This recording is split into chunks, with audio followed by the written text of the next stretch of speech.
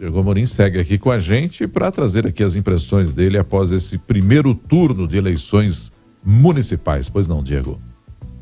Vamos lá, Nonato. Muitas análises a serem feitas. Claro que nos próximos dias a gente vai destrinchar cada vez mais esses resultados de ontem, primeiro turno das eleições municipais em todo o Brasil, mas já dá para dizer muita coisa para você, nosso ouvinte do jornalismo da Nova Brasil FM. Muitas dessas coisas já previstas. Eu começo dizendo que sim, a esquerda brasileira, como esperado, perdeu espaço, perdeu a base. Lula não quis se envolver muito nas eleições municipais, recebeu inclusive críticas internas do PT de que ao longo da campanha para o primeiro turno viajou muito mais para o exterior do que internamente no Brasil. A pergunta que fica é, o presidente Lula ainda é um importante cabo eleitoral? Lula mergulhou mesmo para valer na campanha do Guilherme Boulos em São Paulo, conseguiu levá-lo ao segundo turno contra o atual prefeito Ricardo Nunes. Em outras cidades foi desastre total para o PT. O Partido dos Trabalhadores fez somente, e é somente mesmo, 252 prefeitos em todo o país nesse primeiro turno. Para você ter uma ideia, esse número é menor do que o PSDB, os tucanos, que está praticamente aniquilado, mas fez 276 prefeitos, mais do que o PT. Como a Michele noticiou agora há pouco, o PT só vai estar em 4 capitais no segundo turno, Porto Alegre, Natal, Cuiabá e Fortaleza, e nessas 4 vai começar a corrida para o segundo turno atrás, porque foram candidatos que ficaram em segundo lugar. No primeiro turno, o PT não fez nenhuma capital no Brasil. Temos algumas situações emblemáticas. O PT ficou fora do segundo turno em São Bernardo do Campo, berço do lulismo, onde o Lula vota, inclusive foi votar ontem o presidente Lula ali com uma comitiva de ministros e não conseguiu levar o candidato do PT sequer para o segundo turno em São Bernardo do Campo. Também destaco aqui algumas derrotas significativas do PT nas capitais. Luciano Dutti era apoiado pelo presidente Lula, mesmo sendo do PSB de bola, mas também ficou de fora do segundo turno em Curitiba. Em Teresina, no Piauí, o candidato Fábio Novo, que tinha o apoio do governador do PT, Rafael Fonteles, e também do ministro do Desenvolvimento Social, Wellington Dias, também perdeu. Silvio Mendes, candidato do Ciro Nogueira do União Brasil, levou no primeiro turno em Teresina. E aqui mais pertinho de Brasília, em Goiânia, a delegada Adriana Cossi, também que era uma aposta do PT, estava bem nas pesquisas, acabou ficando fora do segundo turno. Isso sem contar que João Coser perdeu em Vitória, Marcelo Ramos, ex-vice-presidente da Câmara, ficou bem atrás em Manaus. Rafael Brito, que é do MDB, mas fazia ali uma frente de oposição à JHC do PL de Bolsonaro, também perdeu em Maceió. Luciano Cartacho, ex-prefeito de João Pessoa, também do PT, ficou fora do segundo turno. De modo que sim, dá para a gente dizer para você, nosso ouvinte, que o PT teve um resultado bastante pífio nesse primeiro turno das eleições municipais de 2024, como era esperado. O ministro Alexandre Padilha, ministro do governo Lula, disse ontem, inclusive, ao lado do presidente Lula, quando foi acompanhá-lo nessa votação em São Bernardo do Campo, que eleição municipal é uma coisa, eleição geral é outra. Sim, o ministro tem razão. São 2 eleições diferentes, são realidades diferentes, mas é óbvio que há aqui um termômetro, uma temperatura para ser analisada com cuidado, com carinho, pelo PT e também pelo campo da direita, centro-direita, que viu a sua força crescer, sobretudo na região Nordeste, uma região que historicamente é comandada pelo progressismo no Brasil. A gente precisa levar em conta o tamanho do bolo financeiro, do dinheiro que o PL, partido do ex-presidente Bolsonaro, despejou nas cidades do Norte e Nordeste, também no Brasil inteiro, mas do Norte e Nordeste, para mostrar ali a sua força fazendo uma frente ao PT.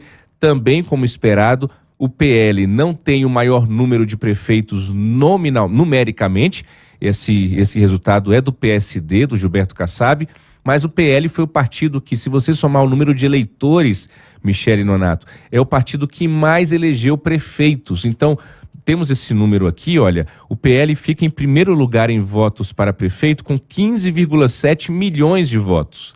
Então, 15,7 milhões de pessoas votaram no PL para prefeito no dia de ontem e do ponto de vista de número de eleitores é o maior, não do ponto de vista do número de prefeitos, esse sim é o PSD. Agora, ainda assim, o PL planejava fazer 1.000 prefeitos, fez 500 e alguma coisa, o número exato é 523. Então, o PL fez pouco mais da metade daquilo que havia planejado fazer de prefeitos Brasil afora. Dentro do campo da centro-direita e da direita, uma coisa muito importante para a gente chamar a atenção do nosso ouvinte é o seguinte, Michele Nonato: Bolsonaro não é o dono da direita e a direita é maior do que o PL, partido de Bolsonaro. Isso fica muito claro com os números das eleições de ontem. Nós, inclusive, teremos embates entre candidatos da direita no segundo turno. Talvez o mais emblemático deles seja o embate que vai acontecer em Goiânia com Sandro Mabel, do União Brasil, candidato de Ronaldo Caiado, atual governador de Goiás, contra Fred Rodrigues, do PL, um candidato que foi crescendo na campanha e chegou ao segundo turno apoiado por Jair Bolsonaro. Um outro nome que merece destaque no campo da centro-direita, direita nessas eleições municipais no primeiro turno do Brasil é o do governador de São Paulo, Tarcísio de Freitas, que abraçou a campanha do Ricardo Nunes e conseguiu ajudar a levar Ricardo Nunes para o segundo turno na capital paulista, em contraponto a Jair Bolsonaro, que ficou envergonhado com o apoio a Ricardo Nunes e não quis se envolver na campanha do atual prefeito, preferindo ficar ali flertando com o Pablo Marçal, que ficou de fora do segundo turno, e se envolver para valer mesmo no Rio de Janeiro, na campanha do Alexandre Ramagem, que sequer estará num segundo turno, porque Eduardo Paes, do PSD, foi reeleito com folga na capital fluminense. Então, Tarcísio de Freitas, hoje, com o retrato de hoje, se mostra, inclusive, em São Paulo, com uma fotografia, maior do que a de Jair Bolsonaro. Não dá para deixar de falar da força do PSD, de Gilberto Kassab. A gente vem há 2, 3 eleições, talvez, falando do crescimento do partido de Kassab como alguém que consegue caminhar entre a direita, entre a esquerda, entre o centro, entre o centrão, e do jeito dele o Kassab vai passando a boiada nos municípios brasileiros, conseguiu fazer incríveis 888 prefeitos no primeiro turno, superando uma liderança histórica que era até então do MDB, que ficou dessa vez em segundo com 863. Sem contar que o PSD estará no segundo turno em várias capitais e fez primeiro turno em Florianópolis com o Topázio Neto, estará em Curitiba com o Eduardo Pimentel, fez primeiro turno com o Eduardo Braide em São Luís, ou seja, é a força do PSD de Gilberto Kassab.